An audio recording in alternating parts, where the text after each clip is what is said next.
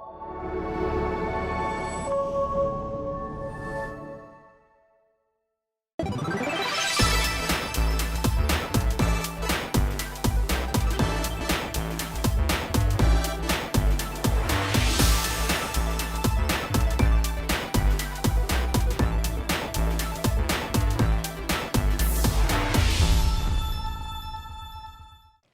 everyone, welcome to another episode of Indie Quest in the Prairies. Today we're here with Aaron and Shaun from High Level Studios. Hey guys, welcome. Hey Ally, great to be here. Yeah, look what the wind blew in. It's another windy day in Lethbridge. Yeah. So I was hoping we could start with, because you guys as a studio are kind of interesting in that you're focused mostly in AR and VR, right? Tell us a little bit about yourselves individually, but also your studio, what you do. I'm Aaron and I founded High Level Studios, which is primarily a virtual reality studio. We've kind of explored AR a little bit, but mostly been focusing in VR with our current project. My name is Shaun. I'm basically the president of High Level Studios, and I act as more or less like a programmer and creative director. And I'm Aaron. I'm a VP of High Level, managerial extraordinaire and occasional artist. So, occasional artist, if you're forced. I guess if I could come up with anything good for ideas, that's the main thing, right? We need UI. Yeah, basically. UI. But yeah, it's like, it's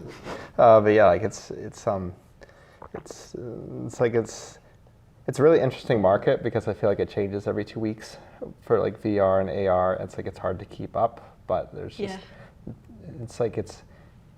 it's claimed to be quote unquote, kind of dying off, but also there's a lot of injection from several companies in terms of the technology. So it's very contradictory is what I'm trying to say. So I don't think anyone really knows where it's going to go at this point. Yeah, well, and games by itself is such a fluid and rapidly changing market.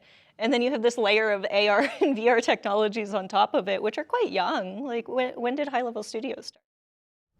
We started in 2023. Yeah, July. Yeah, July of 2023. So yeah, only about 2 years.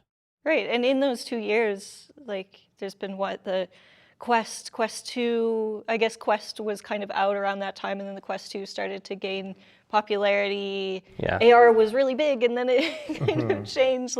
How was riding that wave felt?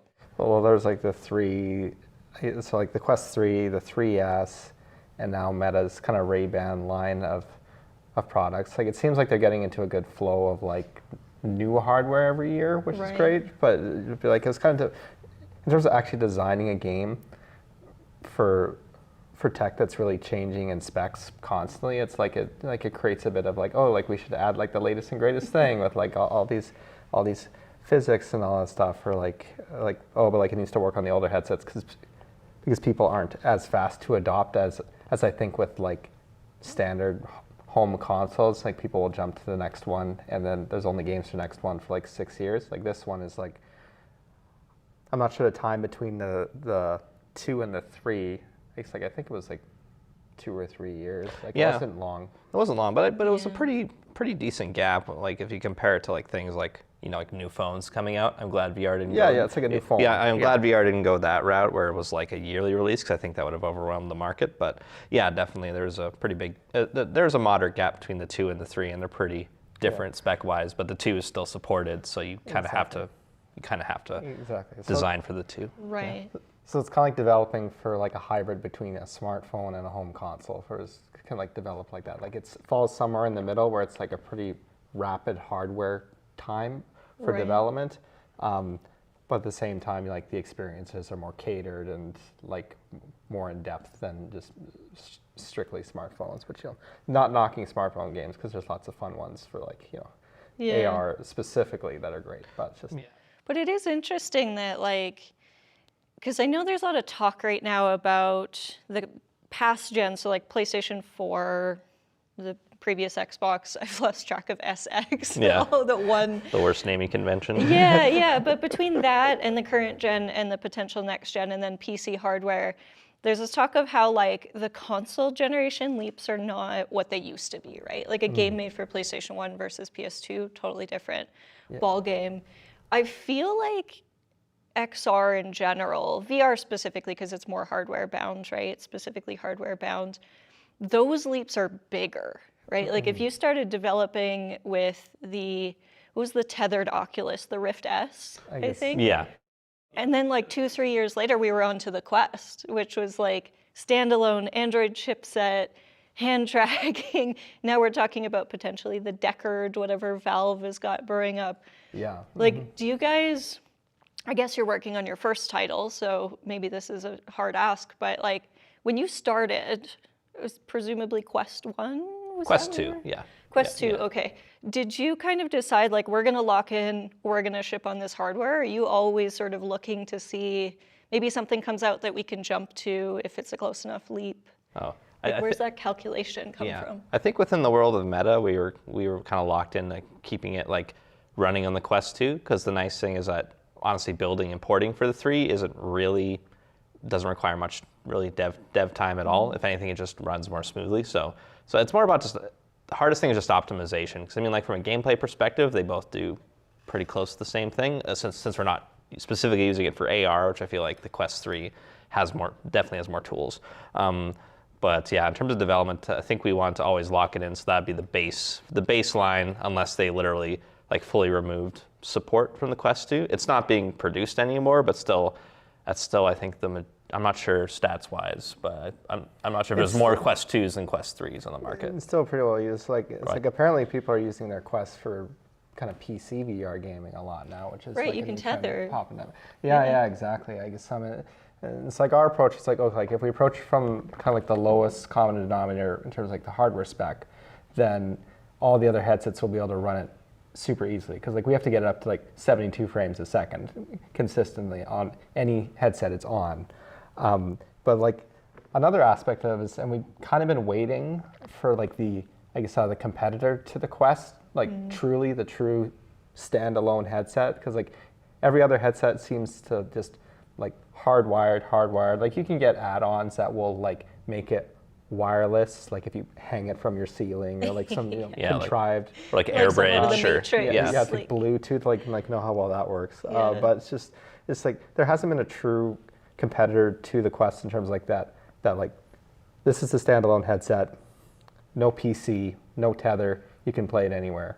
And it's like and to us, like that's where we see like the future of the market going, because no one likes the tether in VR. Like even if you love the graphics, which is what you get with a tethered connection, is like a more immersive experience. But it's also just kind of a pain sitting in a chair or in your desk and accidentally punching your monitors, because like I've done that a few times personally. Like, and you have to have a $2,000 PC to run your $800 headset, right? Like, it's a luxury, and like the highest sense. Like forget about like Switch 2s or like PS5s or like prices of those things. Like the cost of a tethered VR headset with a PC is like that can run you like up to $3,000 easily. So it's like that's just too much for a lot of, especially families, to handle. Like even for their kids, like exactly. And that's where Meta kind of came in and really took the market, and has been expanding rapidly because of it, because it's so accessible for price point.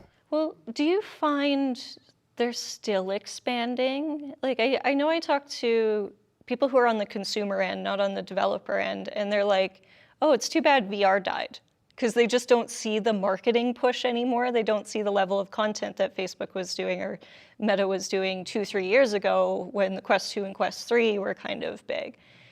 Are you guys seeing something on the back end that like the average person isn't seeing, something where Meta is messaging, yeah, we're investing, we're growing, there's new stuff coming? Yeah. Well, I mean, I guess on your end, I guess the thought that like the VR has died. Like, what is the demographic? Like, what's the age range of people you've been hearing on that end? Is it mostly adults like yourself, or is it? Exactly. Yeah. It is that like 30 and up, right? Yeah. It's not the kids. Yeah, and playing this. Yeah, and stuff. I think that's the thing. Honestly, it's like it's a completely different demographic, and so for kids, like, they're way more excited about VR than the Xbox or the PlayStation.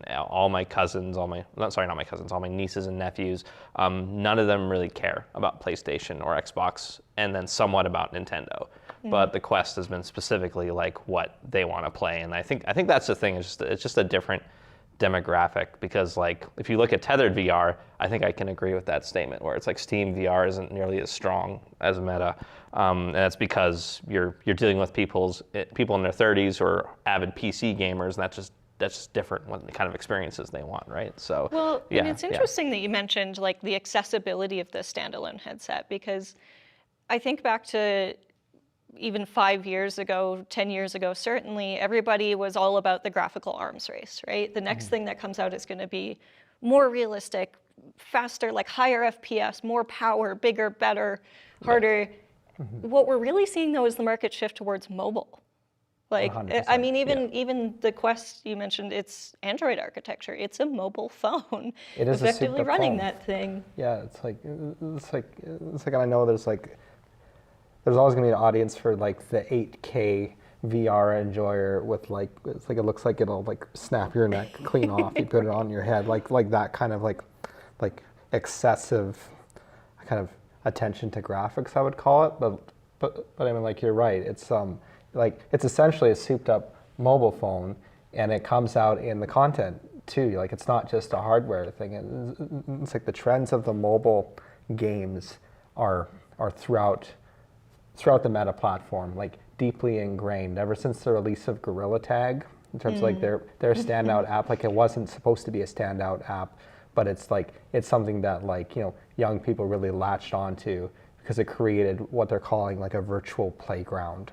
It's like, it's not really a game, like it has a game in it, Tag, but it's really just a virtual playground for kids to play in a playground type setting. Yeah. But basically like interaction and socialization, which is something that mobile can't really do on its own, I don't think, as well. But VR, in addition to elements of mobile, like I guess like design strategies, just the fact that you have a physical avatar and body seems to act as like a good social platform that I think most games don't offer. Look at Fortnite, though. Yeah. It's just a platform now, right? Exactly. Yeah. It's like, but it's free, and it's heavily monetized through microtransactions, and that seems to be the growing trend with Meta in general, in terms of like there's like, I don't know, there's like a separation of apps, like a great divide. Like, I guess like the developers of like games as we know them, you know, like it's like you pay a price, you know, upfront, you play the experience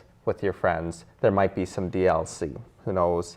And then the other end, which is like the heavily mobile inspired market, you know, free to play, get them in, kind of drive up ratings and reviews, and microtransaction every aspect of it, to the point of absurdity. Like, there are some like skins in like VR games that are like $30 for like a skin. It's like a whole game. But like, it's also kind of like, it's kind of like where we've kind of separated it a bit in terms of like what's grounding our philosophy here, because like it's very easy to slip into just like, oh, like let's just make everything loot boxes, and like, you know, like it's a casino for kids basically, which is like some of these things. It's like just stay clear away from that and just make a game that like we feel is just, you know, just like you pay for it once and it's just a fun experience you can have, and not have this extra baggage attached to it, because it's something that young people don't see, and like parents, you know, we need to do a lot of coaching on that end, because like it's very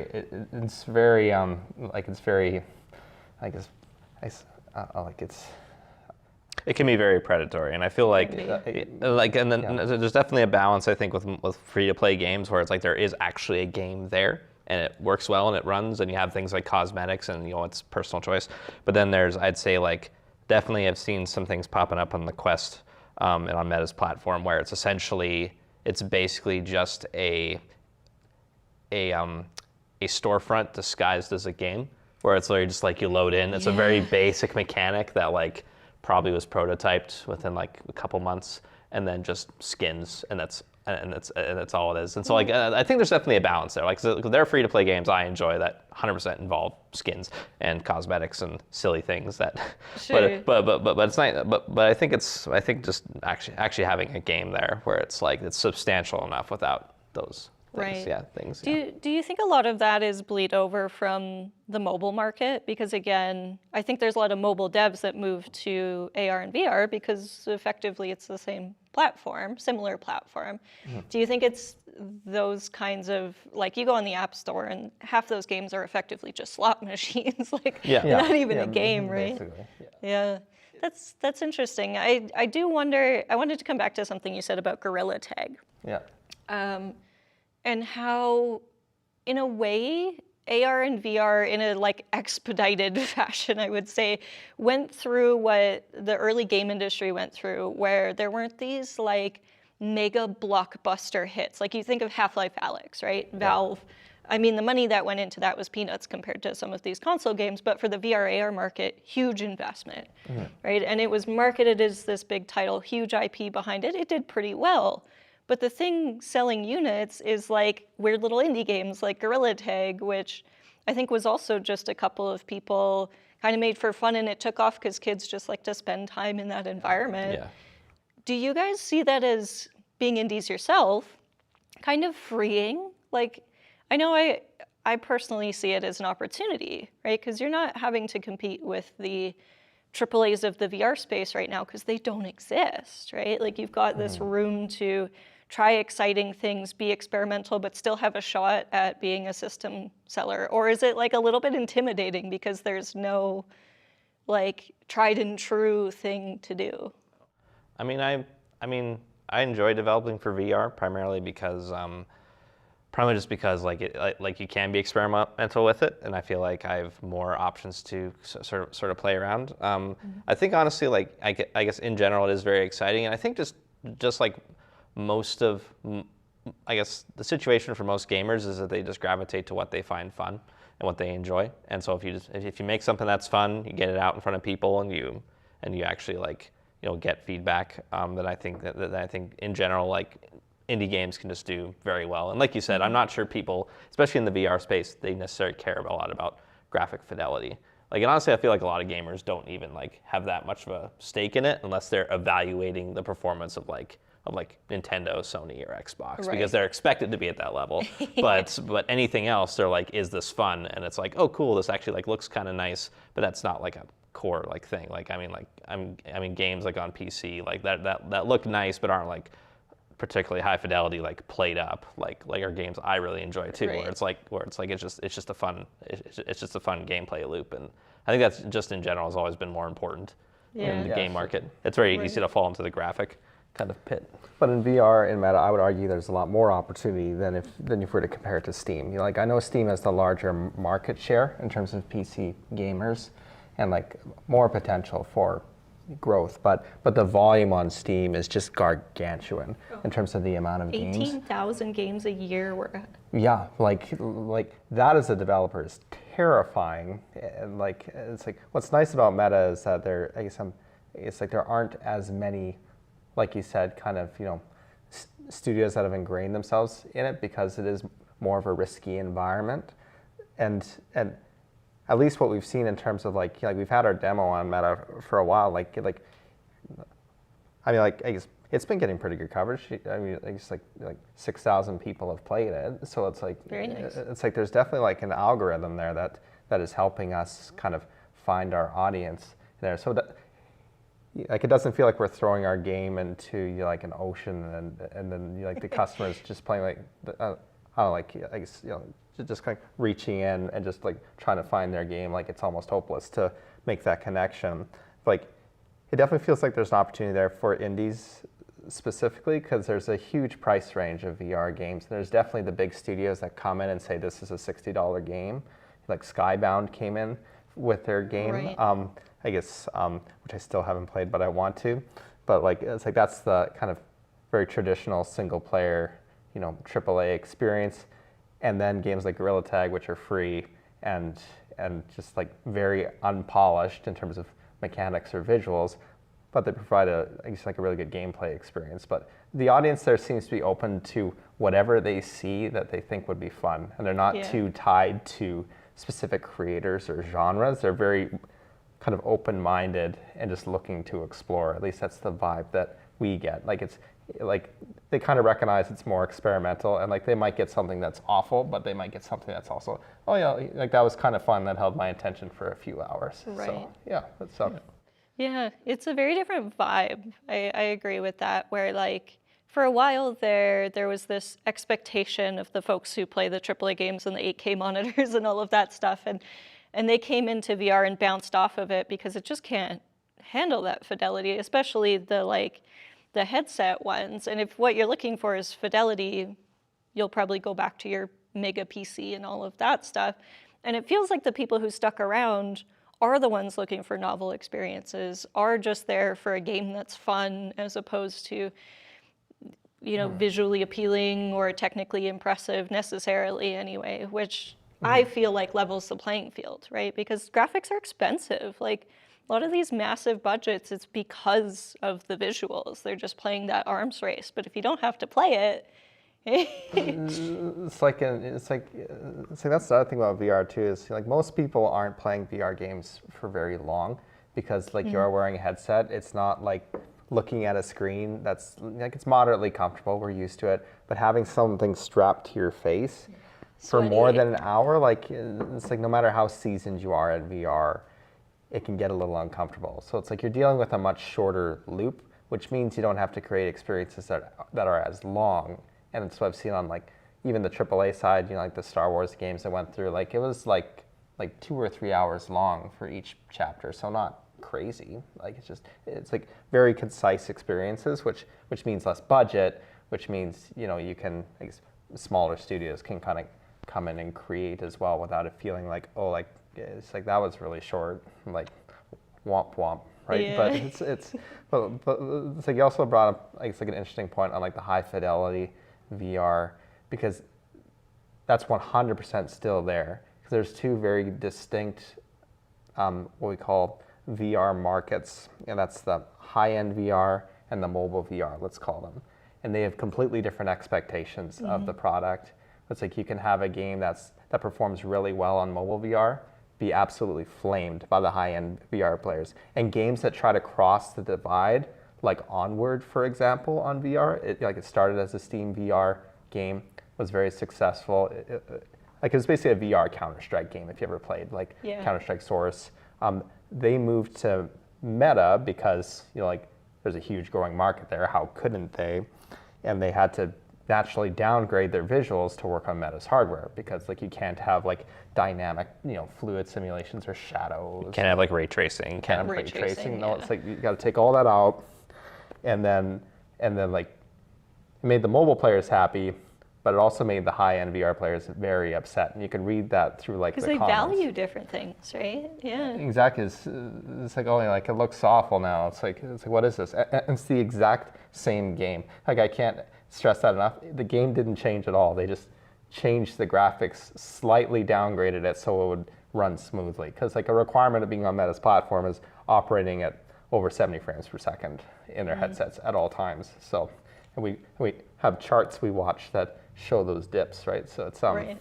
like it's a really funny dynamic and a completely different customer base. It's kind of what we're seeing. Yeah, well, and that's such a good point, is people often think of VR as this like one blob, like that's a demographic, that's a platform, but it's kind of not. No. We learned that the hard way. It's very different. It's, I don't know, completely different generations, like a new generation in gaming for the Quest versus the ones that have been around for a long time. And been waiting for VR through all kind of like the failed attempts at kind starting of like the NES and the N64. Like, what are all these kids on my console? Get them off my console. And it's like, well, that's kind of you know, like that's who we are now. So it's I think it's just a natural cycle and progression of change in consoles and new demographics coming in. It irritates the older demographics, but you know, they're ultimately your future for that console, because it fades out and then comes in again. That's what we're seeing with VR. I guess Meta doesn't seem to be slowing down in terms of their investment in this type of technology. They seem to be all in for like the Meta Horizons world, and like they're really keen on getting that up and running. And they've even kind of been working to improve, like I said, developer tools on our end to make it more accessible to build inside their worlds. which like are pretty drastic, right? Yeah, pretty substantial additions. I know they're trying to integrate it a lot with like their AI generation tools and stuff. Yeah. I know Like they're leaning heavy on it, whereas like Steam is like they have opposite opinions on AI and video games. Like Steam's like nope, and Meta's like yes, more please, and they're just like piling on. Yeah. And who knows where that's gonna go?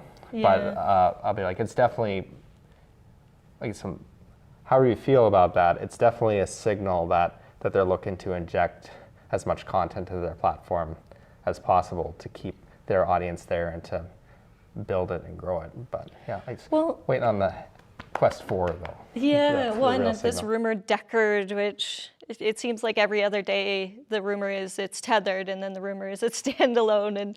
And I would really like to see Valve jump back into the ring. Like they had the Index, they had the Vive, but they went for that high-end PC tethered market, right? And it worked. I mean, those headsets were $1,200. Those were the only people who were probably going to buy those devices. Yeah. But it would be nice to see, in my opinion, it would be nice to see Valve jump in to have, like you said, there hasn't been a real competitor to the Quest yet. We've had things like the Pico, which tend to be a lot more enterprise focused. Not that they can't do games, but they're enterprise focused. They have their own platforms, which don't generally have games, or they'll have small games on them and things like that. And maybe that'll help inject a little bit more from the public perception anyway, like life into the industry. Yeah.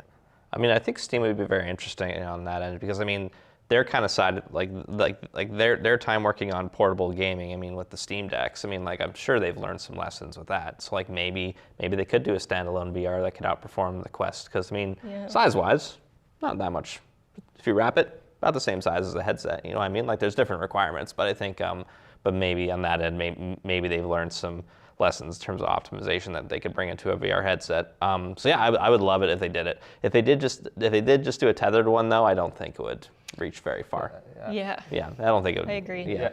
I mean, like I think that'd be, I guess, the wrong decision because like Valve has the benefit of having like the largest gaming distribution channel on the planet. Like they are the kings of distributing games, and they generate their funds from, I guess, I'm not sure the number you gave, like how many games per day. 18,000 a year. Like 18,000 a day, like a cut. A year.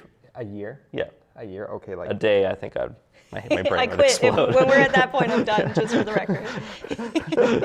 Yeah. a year, but yes, it's like a year, but it's like if they had a true hardware competitor to the Quest, and I think it would sell a lot of people on like I guess it's like they don't want to like have a Quest, they want to have like a headset that works with their Steam library that can also be untethered, and maybe has something to do with the Steam Link that can help like pull from like a more powerful PC. But like if they could do that, then like I think it would breathe new life into the market, specifically from like the PC gamers. Yeah. And I know I'm not sure if this is true, but I've heard rumors about maybe Google trying to do like a standalone headset at some point, which I think would be very interesting because again, it's Android architecture. So it's like, it would be very easy for all the studios on Meta to port their stuff to the Google headset. And suddenly we have a second like competitor on the hardware side. So I think they do good too. But yeah, if Steam actually made it happen and could connect up to their library, I think Meta would be in trouble. That's a lot of games to go against. Well, not really in trouble. It just mean like there's just more options for consumers. Yeah, that's true. Yeah. It'd be a lot more competition for them. They'd have to outmarket Steam at that end, which would be, I think, tricky. Well, there could be, because now, there's a lot of money. like the consoles are definitely going a lot more cross-platform. Not only across the PlayStation, Xbox barrier, but we see things on Xbox, PlayStation, Steam, Nintendo Switch, and there's like a mobile option and stuff. So maybe there wouldn't be so much of a like desire to compete. It's interesting though, because Steam isn't a publisher, right? So they don't necessarily benefit from games on Steam going onto the Quest like a traditional publisher would, like if Xbox published a game. So that's a really good point. Like I wonder how they're going to play that. Are they going to compete in terms of like, we have a bigger library at launch, so buy our headset, and do the walled garden approach kind of like Meta does, right? Like their ecosystem has been criticized quite a bit since it was Oculus even, right, for being so closed in, and you kind of just you have to have a Facebook account at one point to do all of this stuff. But that allows them then to profit off of the sales of games that might otherwise go to Steam and then be played on a Vive, right? Exactly, yeah. Like, it also allows them to have a much higher degree of kind of curator tools in terms of what gets on their platform. Like, even to get our demo on their platform, like, there is a very extensive list of requirements from like hardware side. So I guess I credit them for really working on making VR experiences on their headset comfortable as much as possible, and ensuring that comfort is very high on their standards. Whereas like on Steam, sometimes with VR, like you might play some games where they're not very well optimized, and like they make you motion sick like instantly. Like they're just not there yet. But it's like I appreciate that kind of curation, at least for my own physical health and well-being. Because like I try a lot of games, and like sometimes it's like, oh, like this is a great afternoon, and sometimes it's like, oh god, I have to go lie down. Like that was awful for my People eyes don't and my realize brain. Gravel is like a required budget item for a VR game studio. That's what our older brother does when we ask him to play games, because he's like heavily motion sick. So it's So he's like worst case scenario. It's like, Gravel, let's do this. He just like has to amp himself up, but like it's like he's very supportive in spite of that. It's hilarious. Step back. You brought up something that I kind of wanted to touch on, that I think like we as developers are a little, not blind to, but kind of forget that like VR is not just a new platform. It's not a new like Xbox or whatever. It's a new way of playing games, of interacting with a virtual space. And you were kind of mentioning the motion sickness thing, made me laugh, because like I'm the motion sickness person on our team, so I feel that. But we've also kind of matured, I think, as an industry, as developers, in understanding like how not to make people sick, but also understanding the kind of gameplay that VR motion controllers can afford us. Like Gorilla Tag, imagine playing that with WASD. It'd be super boring. Like it wouldn't have much appeal. It wouldn't be a game. Functionally you're just running and jumping and swinging around, and mouse and keyboard or a controller. Like I think I get bored in 20 minutes, but in VR, thrilling. Oh yeah. Right? And early VR, I remember I tried this too, was like, oh, let's port Skyrim, let's port Mirror's Edge, and there were tools you could do to then play that in VR, and first they'd make you super motion sick because they're not built natively for the platform, but they also just weren't like fun, because it's not, it's not one-to-one. So I'm curious your guys' experience, and maybe you can speak a little bit to your game that you're working on. Like, how do you see the platform driving your decisions as game designers? What does it open up to you? What does it prevent you from doing? I mean, I think it opens up unique movement systems. That's kind of been a huge thing in our development, is because Gorilla Tag has its movement system where it's primarily like kind of pushing yourself along different surfaces. You're making it's a lot like hit, collision, move, like kind of thing. So it doesn't even necessarily use a lot like from like a grab button perspective. Like even for a lot of the climbing, like aside from a few key items, like a couple ropes, you have to like sort of like rebound your stuff off of things. And so it's very much just like, if you had no buttons but just the controllers tracking, like what you could do is, I'd say the best way to describe that movement system, which is very interesting. On our end, we're really trying to allow you to like run in VR, but have it like feel like be able to run fast without it feeling like overwhelming or inducing a lot of motion sickness. Mostly because like our movement system is more or less like moving your arms up and down. And basically the degree of the movement increases like your speed. So you can like walk, or you can sprint, and you can have very fine control over your speed and have a wide range of speed. So you're not like always moving like at the same kind of treadmill pace. Right. Well, I guess and that's something we've actually been playing around. It's been tricky to translate back into a joystick control to allow for some accessibility as to how do we allow that fine control, because it's easy when you're doing big motions to like be like, okay, I'm doing something big right now, I know I'm sprinting, versus when it's just the difference between like that on a joystick. It's hard.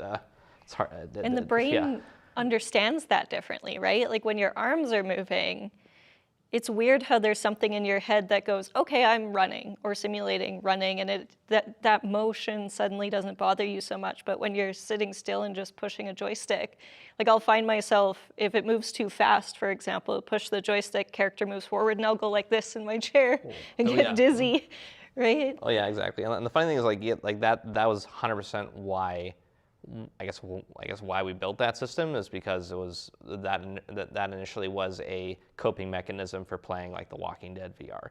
Like that was what I did when I wanted to play the game, because Aaron had it, I didn't have it, so I had to go over, and I'm like, okay, we came over, we're hanging out, and 10 minutes in, I'm already feeling like motion sick from this thing. I'm like, I gotta try and muscle my way through this, and so that was my kind of coping mechanism, and it worked. And I was like, oh, like actually tying it to a physical action seems to trick my brain, so maybe that could be interesting. So we can have a walking system that isn't like, I guess that doesn't restrict you too much, but also doesn't sort of cause motion sickness. And there's ways around it. Like a lot of developers like add like kind of the blinders that pop up when you're running really fast, which I'm not sure, I'd never really found helps personally for me, but I find it distracting more than anything. I focus on that rather than. Well, and that was part of that experimentation phase of like, we had to figure out literally how to make characters walk again. Yeah. Like, because I remember when controllers first got joysticks and having to figure out right joystick camera, left joystick character movement. It would make people motion sick. It was like, this is awkward and unusable and I hate it. And now it's the standard and you go back to a D-pad and you hate it. Yeah, exactly. I feel like VR is doing the same thing, everything. Well, I had a DK1 which didn't have controllers, so you'd actually be mouse and keyboard and then headset. I had that one too, the black, like... The square one. The square one, yeah, like I still have one in my basement, yeah. It didn't have head tilting, remember Didn't that? have... Don't you dare move forward It was or back. tuned off, right? You could left and right, up and down, but there was no this and no Z. Yeah. Yeah, so like we literally didn't have certain dimensions of space yet. You had to keep your head very still because you had to, like, if you did this, like nothing would move, and then it's like I'm not sure where I heard this, but like motion sickness in general, it's when your eyes perceive something that, like, I guess it's like it doesn't line up with what your brain is thinking, which makes your brain think like you're poisoned or you've ingested something. Yeah. Which is like triggers the motion sickness because like you need to like vomit to get it out of your system. Yeah, expel whatever's in your body that's causing exactly. this. It's like, so something's not aligning, and that's when like I really first like understood like, okay, like what that means when like you do something physically, but your vision doesn't change to compensate it. It's like, oh, clearly you're poisoned. Motion sickness, like on a dime, like that. But it's like you could play like, I think it's like a Minecraft VR mod or something, like the really old stuff. But it's just like it was cool, but it was like the first lesson on like, okay, like how you move your body really matters in terms of how you perceive the world. So if you can put that into VR, then you can create really like fast-paced experiences that would normally make you super sick, but it's like you can kind of, except because you're putting in the movement, it tricks your brain into thinking that's what's supposed to be happening when you move. So like it's a totally new level of design, right? Like designers have always played tricks on the mind, right? It's how we get players to be invested or look here or do this or feel that way. Now you're literally dealing with the body's poison response, right? It's like, Yeah, but that's what makes it so powerful, I think. Like, I remember very early days VR, again, DK1, when you couldn't do much. And I put my mom on a plank where she could look off of a cliff. And the response I got, you wouldn't get that on a screen, right? And so it's incredibly powerful if you learn to harness it. And it feels like developers are starting to learn the tricks of the trade, to be able to harness it. The rule used to be, oh, the player can never move fast. And now we're like, oh no, they can move fast. There's just tricks you have to do to make that work, right? I think it's why VR is quite popular, or maybe popular is a weird word, but we see it used a lot in like health and training because of the immersive quality, where like putting someone in a dangerous situation in VR is very different than showing them a PowerPoint.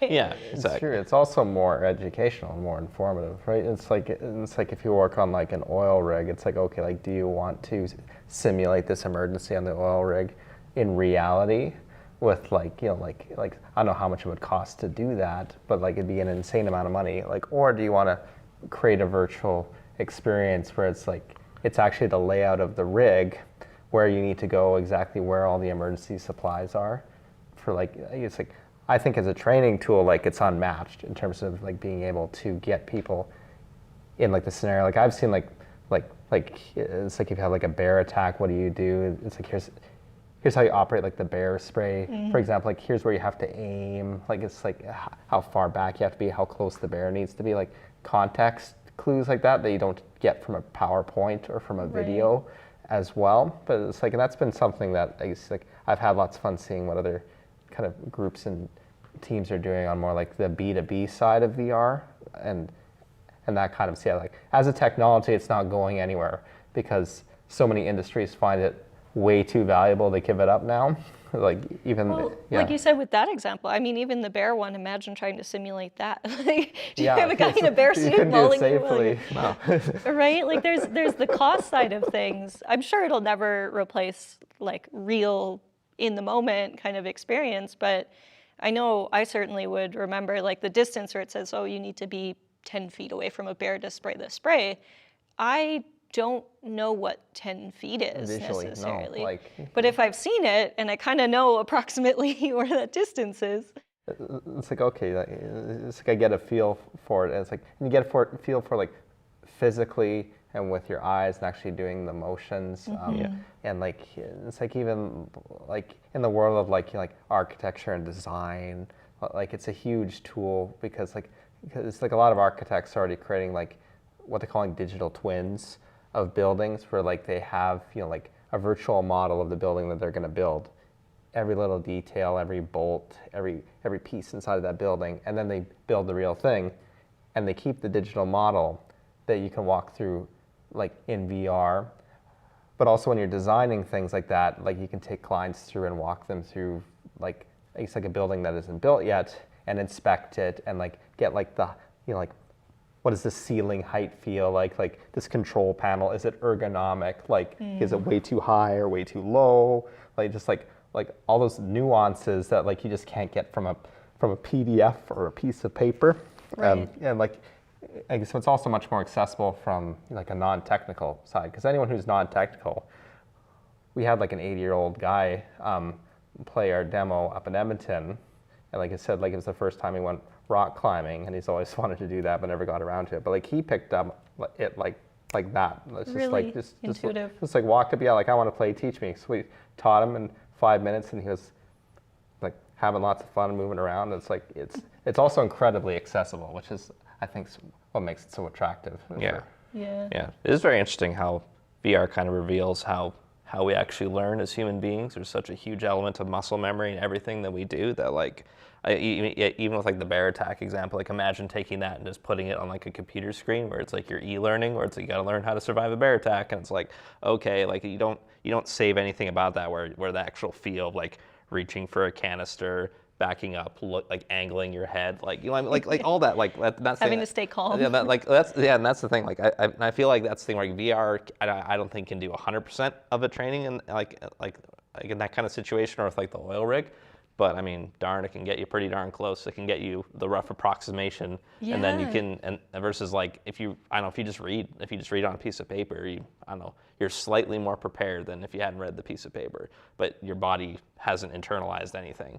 It's just you got to recall it and then try and sort of pass it through in like a very like high stakes moment. So I know it doesn't always work. Exactly, and that's the kind of thing. Like I do find VR very interesting from like a learning perspective in terms of like how you can use it just to help people, I guess, learn, I guess, in a more hands-on fashion with a wider variety of situations that you can't easily simulate in a classroom, right? But yeah. Well, and it's funny how we spent so long, like decades, technically in games industry and interactive media in general, abstracting actions, right? Press A to climb, and then you watch the character climb.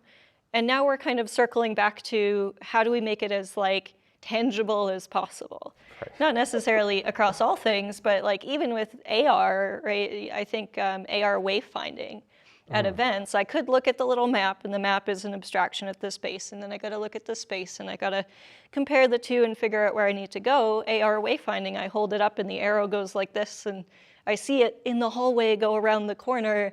It's like we're trying to come back around to removing the layer that we spent decades building. It's just kind of funny. Absolutely. It's like I really want to see that one because like I haven't seen like I guess like I'm not sure if you call it like a Google map of conferences. Or like that's something like that. what I'm talking about. It's like it's like it's really interesting. I guess like when AR really took off with like the Pokemon Go craze. Oh yeah. It's like I lived in Calgary for that, and it was like I guess like the way that an entire city seemed to transform around this tech was really bizarre. Like people wandering around at like 3 a.m. in downtown Calgary, like hundreds of people. And it's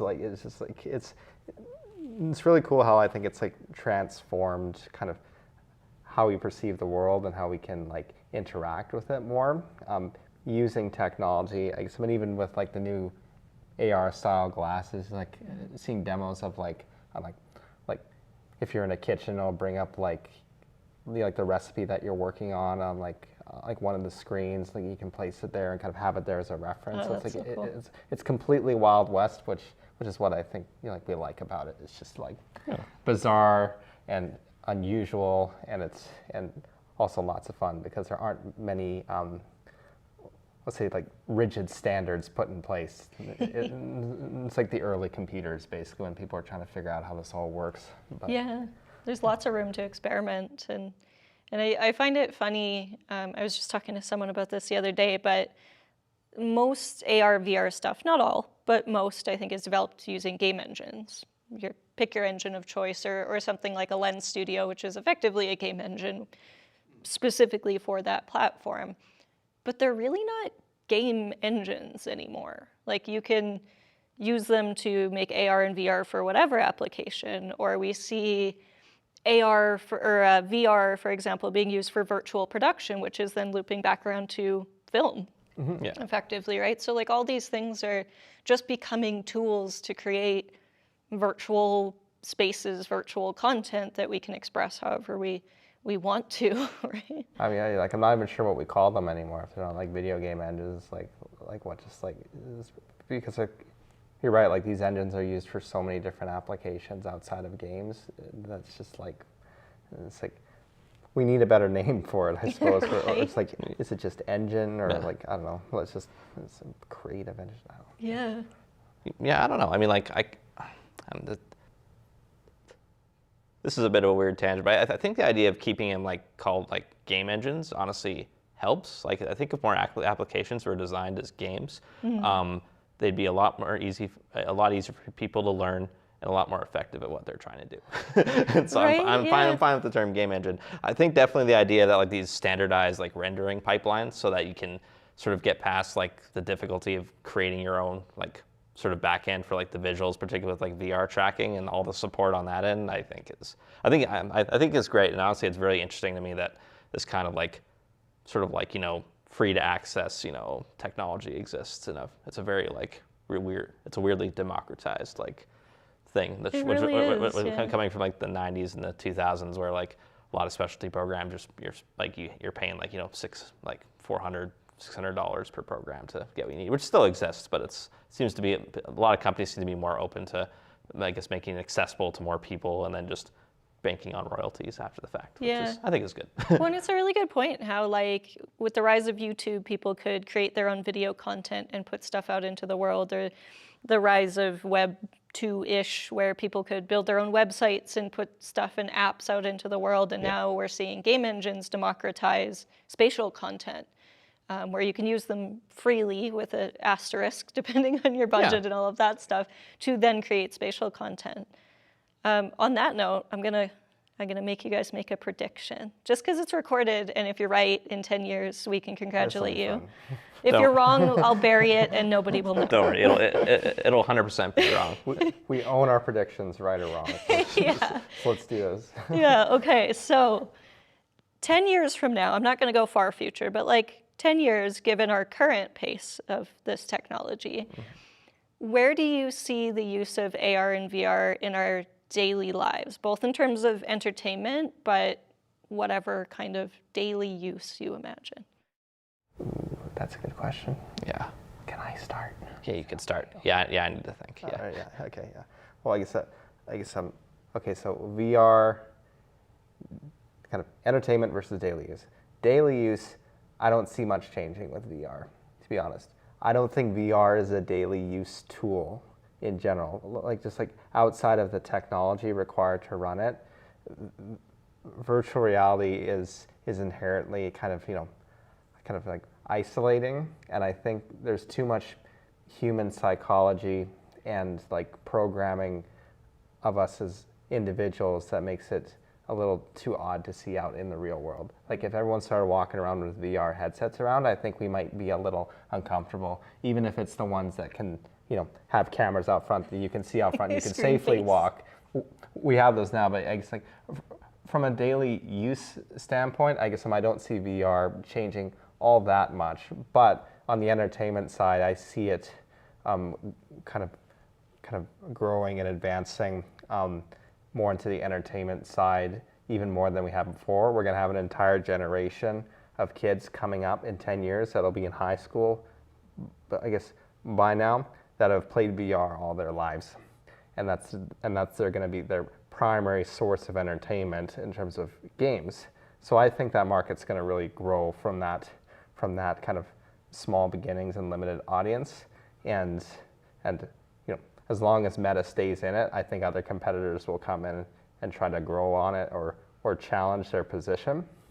And hopefully in 10 years we'll have the true full body haptic consumer grade where anyone can afford like a full VR body, what's it called, like Ready Player One style, like true immersion. And that will be kind of, I guess, like the crowning achievement of VR is creating that full body tracked immersive experience. And kids are just gonna go crazy over that because who doesn't want to join a world like that, right? It's just nuts. But yeah, like, I mean, day to day, it's still too odd. It's like wearing the Google Glass.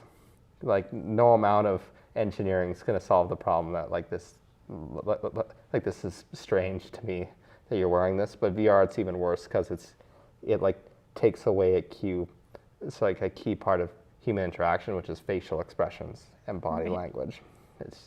But yeah. Anyways, that's. I'm going to tack a prediction onto yours. We're going to call that suit the Funzy Onesie. Just wait for it. Yeah. Funzy onesie. Yeah. Z's.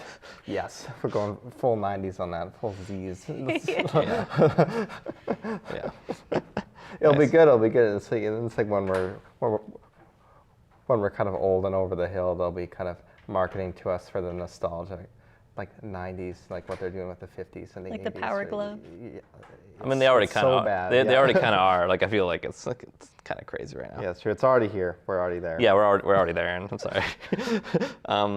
Yeah. Okay. I mean, for my prediction, I'd say probably for VR and AR 10 years from now, I'm not sure if this will actually happen. What I would like particularly is the merging of the two. So essentially, like removal of full kind of the big bulky VR headsets, sort of merging to what AR is trying to do with like glasses, and just being able to essentially transition between the two. That'd be sweet. Moving in and out of the real world. Because I feel like turning them into glasses would solve the problem of like making them more accessible if you're walking around the world. And VR is already kind of doing that with being able to run it for VR and AR. But I think in general, the combination of those two technologies, and then the ability to have basically solid enough camera tracking to do full body tracking, like literally have cameras facing like straight down, like straight up, like right on your body, so you can do the full tracking without a suit.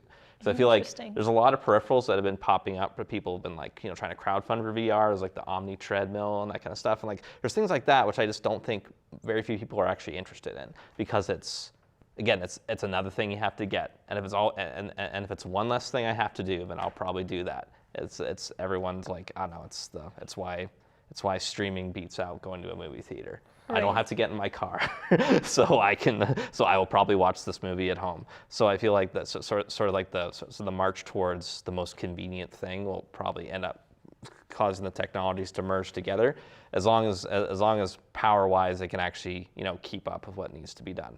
Although, and I think, and 10 years from now, in like the world of like gaming in general, like you said, Aaron, like obviously a lot of young VR players will be kind of in high school or maybe in like their 20s, and like there might be a whole new market of like sort of competition for VR headsets, or just the VR experiences.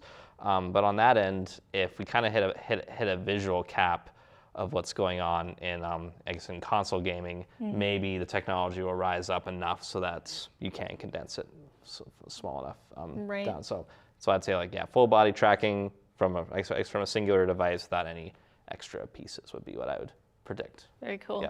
Well, I look forward to catching Pokemon in the park again, but on my glasses this time instead of my phone. On my Ray-Bans, Yeah. yeah. You On walk- my Ray-Bans, yeah. And your plushie Pokeball. My heart. That's a great idea. Yeah, that'd be amazing. Okay, just track it right in.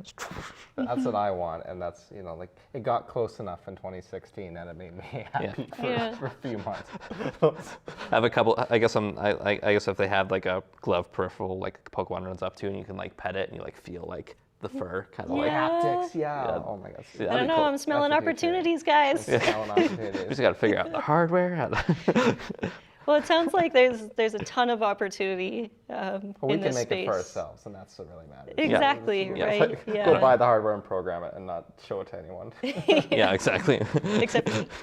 Except, close friends, family. Aaron, Shaun, thanks, guys. It's really cool to hear your vision and the fact that you're based out of like Lethbridge, Alberta. Like we're not talking Silicon Valley anymore. We can be based out of anywhere and be, creating this whole new industry. So thanks for joining us. Thanks for giving your thoughts, and look forward to Thanks seeing for what else having you put us. out. Yep. Thank you so much. Cheers. It draws a Fortune on the Frontier logo by him. This is why I use computers to draw. But there's a line here.